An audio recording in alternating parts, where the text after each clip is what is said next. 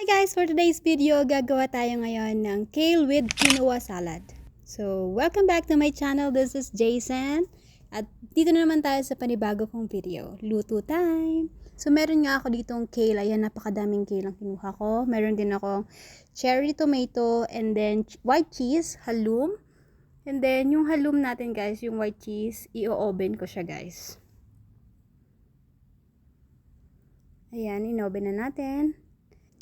So, prepare naman natin ang ating sauce. Kailangan lang natin ng balsamic vinegar. Ayan, inubos ko na siya guys kasi madami yung aking kale. So, kailangan ko ng mas madaming sauce. So, estimate nyo na lang guys. And then, maglalagay din ako ng apple cider. And then, susunod ko naman ng 2 kutsaritang honey. Ayan, para manamis-namis yung ating sauce. Parang sweet and sour. And the next, mustard. Ayan, optional lang yung mustard guys. Ako naglagay lang ako ng mustard para sa parang konting makrema ba. At ang ating powdered garlic powder.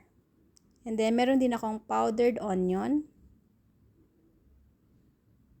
At ang ating black pepper.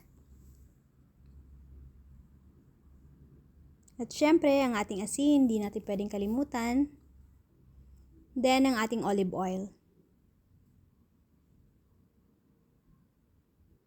And then, imimixer natin to guys, para talaga siyang krema ang dating ng ating sauce. And then, ayan na nga, ayusin na natin ang ating, hiwa-hiwain na natin ang ating kale. So, yung kale, meron yan yung parang tangkay. Tinatanggal natin yun guys, hindi yun sinasama, matigas yun eh. Tapos, ibababad din natin to sa ating olive oil. Mga 30 minutes ko siyang binabad guys. And then, meron tayong quinoa. Papakuluan natin ang ating quinoa. Siguro mga 15 minutes din at 20 minutes ang ating quinoa pinakuluan. Pag ganyan na yung texture niya, ayan, lagyan natin sa salaan. Tapos, ito na nga yung mga ingredient natin. Kamatis, quinoa, at meron din ako ditong eggplant na inoven. Baked eggplant. And then, ang ating kale. Tapos, yung ating tawag din sauce. At yung cheese. Ayan, yung cheese fried. In-oven ko yan, guys. Then, ready na nga natin tong i-mix ang ating mga ingredients.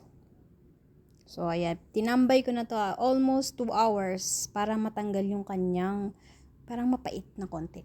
Ito, ilalagay ko na yung quinoa. Sobrang dami ng salad. Isang talagang malaking palanggana kasi may bisita kami. So, ayan. Ito naman yung ating eggplant. And then, ito, yung dried grapes. Ayan. Ito, nakalimutan ko. Optional lang naman to guys, yung mga nuts. And then, ito yung dried fig. And then, dried apricot. Ayan. Masarap kasi pagka merong mga ganyan, manamis-namis na medyo maalat-alat na medyo maasim-asim. Alam nyo ba guys na ang kale ay sobrang sustansya. Kaya gusto ko yung kale talaga. So ayan na nga, hinalo na natin, nilagay na natin. And then nilagay ko na din yung ating cherry tomato. Then ito na, nasa platter na natin. Ayan, ang sarap na guys, isa-serve ko na to. Sobrang dami kong ginawa. So, sana nagustuhan nyo to guys. Thank you for watching. Don't forget to like and subscribe and press the bottom bell for my next video. See you guys. Bye.